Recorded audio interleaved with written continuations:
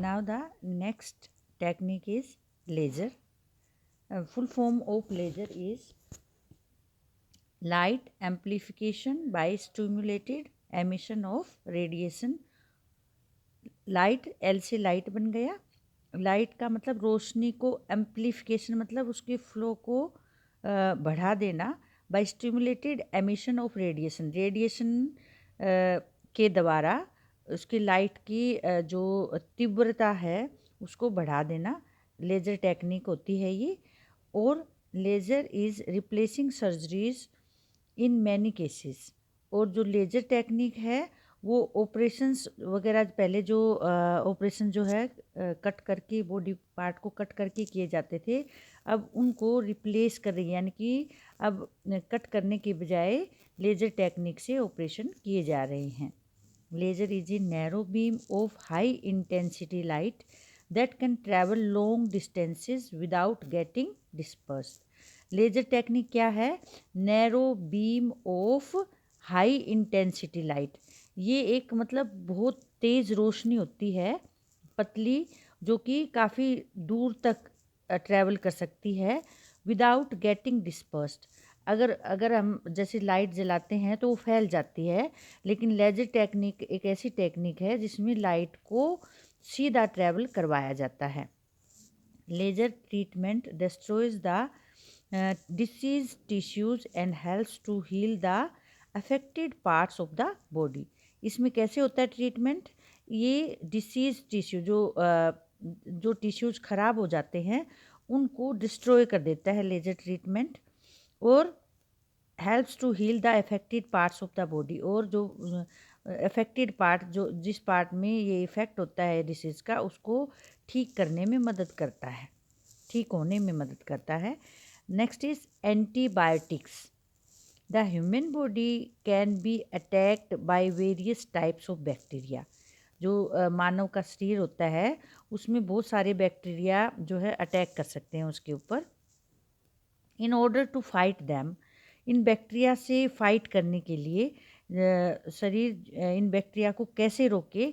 Another group of bacteria is injected into the body. इसके लिए एक दूसरा जो बैक्टीरियाज होते हैं, गुड बैक्टीरियाज जो होते हैं, वॉरियर्स बैक्टीरिया जो होते हैं ना, उनको बॉडी में इंजेक्ट किया जाता है। This group of bacteria that helps human beings fight against the disease causing bacteria is called an antibiotic. और ये ग्रुप जो बैक्टीरिया का होता है जो बॉडी में इंजेक्ट किया जाता है, वो हेल्प्स ह्यूमन बींग्स, वो मानव जो व्यक्ति होता है उसकी सहायता करता है, किसमें? Fight against the disease causing bacteria. जो बीमारी फैलाने वाले बैक्टीरिया जो होते हैं उनके अगेंस्ट जो है वो फाइट करता है, यानी कि लड़ाई करता है, उनको रोकता है, और इसको एंटीबायोटिक कहते हैं। Okay. In 1928 Alexander Fleming, a Scottish biologist, discovered the first antibiotic called penicillin.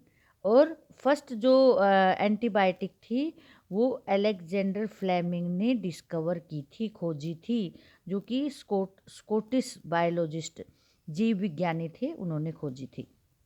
क्या नाम था उसका? Penicillin. Okay. He discovered this drug while conducting a research on bacteria. उसने ये इस दवा को खोजा था जब वो बैक्टीरिया के ऊपर रिसर्च कर रहा था, यानी कि अपने प्रयोग कर रहा था उनके ऊपर। Over time many more antibiotics have been discovered that are use today to cure several diseases. और उसके बाद तो बहुत सारे एंटीबायोटिक्स खोजे जा चुके हैं जो कि बहुत सारी बीमारियों से को ठीक करने में आज भी काम आते हैं। आजकल जो है उनको यूज किया जाता है। वैक्सीनेशन। वैक्सीनेशन क्या होता है? टीकाकरण, जिसमें टीके लगाए जाते हैं, इंजेक्शन लगाए जाते हैं, उसको वैक्सीनेशन कहते हैं। Vaccination is the process of injecting specific medicines in a person's body to make her या हिम स्ट्रोंगर। टीकाकरण एक ऐसी प्रक्रिया होती है जिसमें एक specific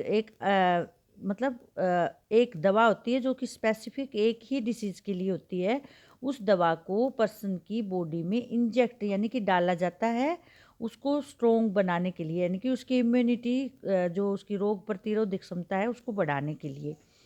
Edward Jenner, an English doctor, invented the first vaccine against smallpox in 1776। Edward Jenner जो एक इंग्लिश डॉक्टर थे, उन्होंने पहली वैक्सीन जो है खोजी थी, आविष्कार किया था उसका, जो कि स्मॉल पॉक्स जो एक डिसीज होती है उसके लिए बनाई थी उसने 1776 में। Today we have vaccinations for a number of diseases. अब हमारे पास बहुत सारे वैक्सीन्स बनाए जा चुके हैं जो कि कौन सी डिसीज़ के लिए बनाए जा चुके हैं। ट्यूबरक्लोसिस टीबी जो होती है उसके लिए, कोलरा हैजा जो होता है, टिटनस, टाइफाइड बुखार होती है, whooping cough and yellow fever. Whooping cough क्या होती है? काली खांसी। और येलो फीवर, इनके लिए वैक्सीन बन चुकी हैं जो कि लगाई जाती हैं। Next is pasteurization. Pasteurization, Louis Pasteur pasteurization क्या होती है? निर्जीवीकरण, जो जीव होते हैं उनको किल करना जो है पेस्चराइजेशन होता है। Louis Pasteur, a French chemist, discovered that disease causing germs were present in water and milk. Louis Pasteur जो कि एक फ्रांस का रहने वाला था, केमिस्ट, जो कि मेडिसिन वगैरह में उसने जो सेल करते हैं उनको केमिस्ट कहते हैं, उसने खोजा था कि जो डिसीज कॉजिंग जर्म्स होते हैं वो वाटर और मिल्क में प्रेजेंट होते हैं। जो बीमारी फैलाने वाले जर्म्स होते हैं वो पानी और दूध में होते हैं। Boiling them for half an hour killed the germs. लेकिन अगर हम उनको आधा घंटे तक उबाल दे दें तो जर्म्स मर जाते हैं। This method of killing of germs is called pasteurisation. और इस मेथड से जर्म्स को मारना पेस्चराइजेशन कहलाता है। Okay, next one is antiseptics. Joseph Lister, an English surgeon, discovered antiseptic. Joseph Lister जो एक इंग्लिश सर्जन थे, उन्होंने एंटीसेप्टिक को खोजा था। एंटीसेप्टिक क्या होता है? Something that kills bacteria and helps to protect wounds from getting infected. जब हमें चोट लगती है, घाव हो जाते हैं, तो उस टाइम पर एंटीसेप्टिक का प्रयोग किया जाता है वुंड्स के ऊपर। वुंड्स मतलब घाव के ऊपर, उसको प्रोटेक्ट करने के लिए कि उसको आगे जो बैक्टीरिया हैं उसको इन्फेक्शन ना फैलाए, उस घाव को बढ़ाए नहीं ज़्यादा, तो इसके लिए एंटीसेप्टिक यूज किया जाता है। और इसको जोसेफ लिस्टर ने डिस्कवर किया था। He discovered that wounds could be protected from getting infected by washing them in carbolic acid. उसने खोजा कि वुंड्स को, घावों को इन्फेक्शन से हम बचा सकते हैं उनको कार्बोलिक एसिड के द्वारा धोकर। कार्बोलिक एसिड होता है, उससे धोया जाए तो उसमें इन्फेक्शन नहीं होता है। In those times patients used to die due to infected wounds.